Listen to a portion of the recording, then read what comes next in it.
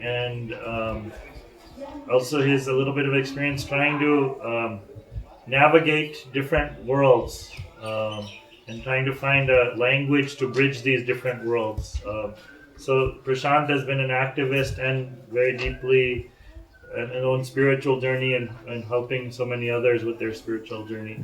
So as we all know, there's a lot of debates all over, a lot of this false dichotomy, in some sense, activism versus spiritual kind of thing. And how do you create for many of us, it probably is a silly debate because it seems so obvious how these are connected.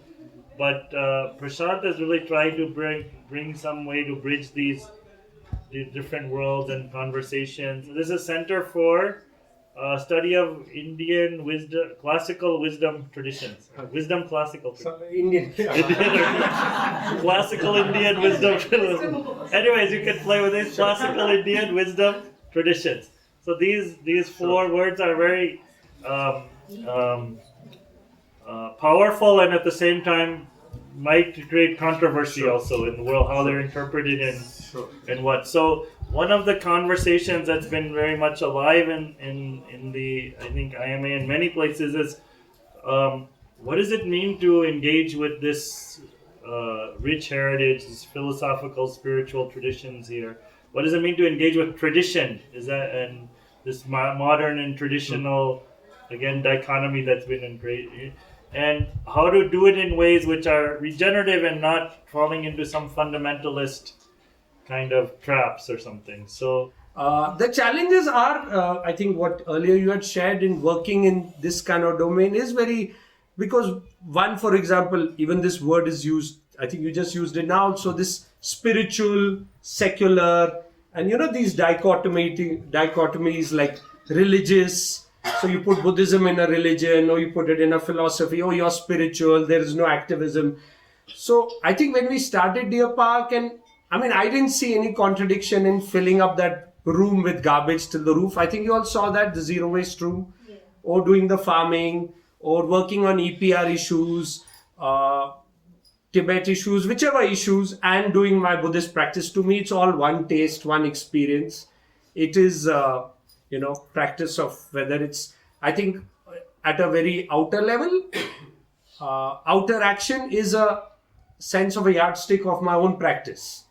And often in Buddhist teachings, we study, okay, till you don't have an enemy, you will never know how good is your practice of patience, compassion, and the Dalai Lama often also talks about the Chinese, and, that way I don't see any dichotomy. But yes, when people come here, and we do see that people who come, and sometimes we get say 5,000-6,000 students a year, and then there are many people who don't relate with what we do with the land or what we do with the local communities, and also they don't relate with that as Buddhists say, I take a vow, I will not kill, but then we are indirectly killing.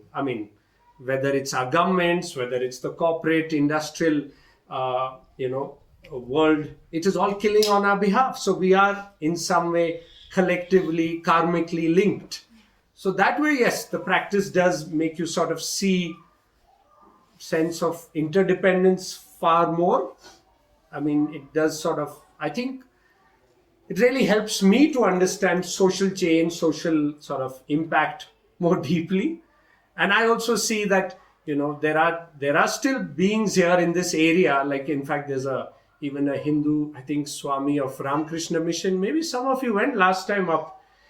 He's been in retreat for last 40 years. Swami Vishuddhanand in Upper Bir. And there are Tibetan yogis who do whole life retreat nearby.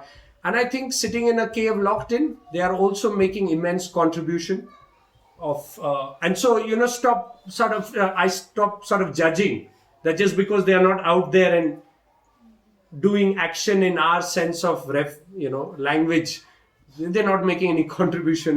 They're not saving the world. In fact, I think in one of our sessions earlier, Claude and we were talking with one of our young friends that probably if more people are lazy in the world, it'll really save the planet, no? Climate change. I want to understand, I see this as a person that you are part of a lot of organization or a collective activity that is going on, a collective vision or a collective thing. So how do you really take that collective to a certain single vision rather than driven by individualistic? So individual and collective, these both the things are happening simultaneously. Like individual contribute and the collective comes in. So is there any practical way in Buddhism where the individual thinks more for collective rather than the self? We are doing this in many ways, whether it is organized, unorganized, alternative, holistic, you give any name. But there are certain collective coming in and doing something, and there are individuals who are there. So how does this collective stand more than the individual so that it sustains? Which I see a very challenging thing everywhere. So is there a practical way? Is there a practical way in the So in the basically, system? the thing to examine. Very practical way, yeah. Yes, very practical. The way to understand it is to probably study how the Buddha organized his Sangha and how he resolved disputes within the Sangha. And they say that the Sangha of the Buddha was the first real democratic functioning of a group based on consensus Even and so on. for me, I mean, I don't know about Buddha. For me, even Buddha, even people started following Buddha. Now, if you have to unfollow Buddha and have your own ways of what he's saying, the principles, you're born and you are born with a certain boon, and the curse also follows. Is what I understand. So, is what I understand. I don't know how things happen. But so even if you have to, what principles Buddha says, and you apply that, and forget Buddha and start doing what he's talking about, the vision. You're taking vision ahead rather than the individual. Yeah. How does that happen practically? Is something which is a burning question inside me. It doesn't I don't happen know. practically if you have Buddhist leaders and teachers who want to promote themselves or want to promote the religion. It only happens if Buddhist teachers and leaders actually follow what the Buddha said. I am not the person. And when he was dying, and the monks, his students asked him, "What message do you have for the what should be for preserved?" example, in the monastery today, if they have 800 monks, they are choosing to study there 18 years. There's no certificate. Nobody is forcing them. I think what is holding them is the dharma, the parampara, what they're studying. As nobody's, there is no like somebody giving them, there's no power center there.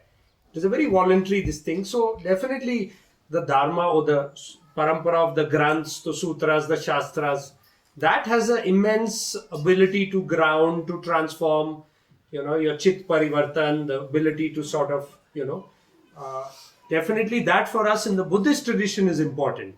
When Buddha was asked, which of your teachings would you emphasize, or who will be the leader now that you Successor. are going away, you are passing away?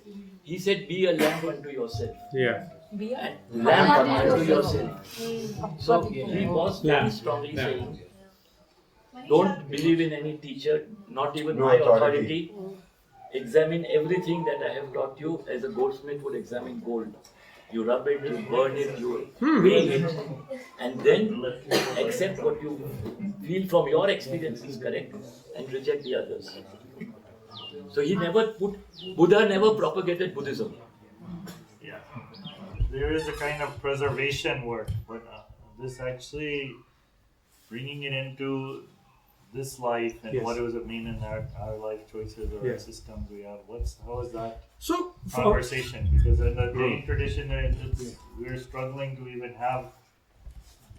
People like to talk what happened 2,500 years True. ago and True. bring those things. But what does it mean today? So 90% of our programming, whether it's Buddhist or Dvaita, will be around programs which have a direct impact to your daily life.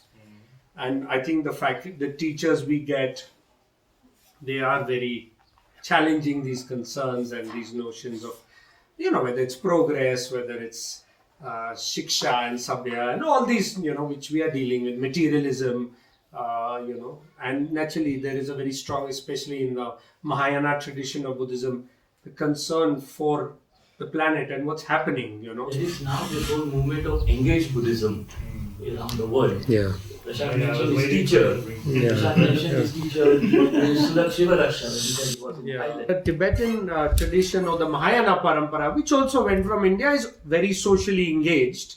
So the model is not about retreating only, but it's also engaging in the world and practicing the paramitas to transform the world, the bodhisattva path. That we are not talking about going to a nirvana or another. This is the world we have to transform, and this is the dukkha we have to work with and challenge it. So I mean, for us, it was important. Even the small thing of putting our garbage room in the front was that the Buddha himself said, we have to face the suffering and then we can transform it. So why do we want to shun away our garbage? So, these are the things we feel that we want to deal with, and now, earlier I used to think 2 years ago that we are so remote and, nobody will come to Beer, but now we have June 16 and 8 Volvo buses coming here. So in a way, yeah, we never felt that Deer Park is a retreat center, that it's we were sort of geographically remote, but it was never like we want to be like that. Prashant, how has that definition of activism changed? For me? For you personally? Yeah, I think one is black and white is not there. It's all blur now. And that trying to remember that, every being. So always every being is a Buddha. And my job is to awaken Buddha, not make them Buddhist or anything, So blur and also trying to understand interdependence. That this multitude of causes which produce effects and, just trying to open that perspective on causation and, how, so that becomes loose again. Otherwise, still we condition for linear, this happened because of this and he created this and, so some amount of that. Yeah. When we go on this path, that I've experienced, I'm trying to do this. When we are activists first time, we are all gung-ho and we are angry at the social injustice and we are full of hatred for the enemy. And as the Dalai Lama repeatedly says, you have to fight against social injustice or injustice. You also may be angry and use anger as the energy to fight against this system and social injustice. But the anger should arise out of compassion, not hatred. So that's the most important thing. And one of our teachers had given this example to me, that if you have a child who's playing with a gas stove, 3-year-old, lighting matches, trying to burn gas, and the mother tells him 10 times, you are not to do that. At one point, the only thing that will work is if she gives him a solid whack and says, next time you touch it, you'll get even worse from me. I'll just beat you up. Now, when she has to raise her hand to hit the child, she needs some anger, or the hand won't raise if it's all love, touchy-feely. But that hand, the energy that raises that hand is anger, but it comes not because she hates the child, it's because she loves the child out of compassion. So if we can bring this in activism, very few activists would burn out after a few years. Because burnout comes because of that hatred and the frustration, because you can't really do. You cannot change the other person, you can only change yourself. So that frustration burns you out. Do they also have things like meditation or engage Buddhism or social? They do a little bit social work, but those who join this college, it's largely study. So again, in monasteries there are streams. Some monks want to do social work, then they end up doing different things. Then they don't do much meditation.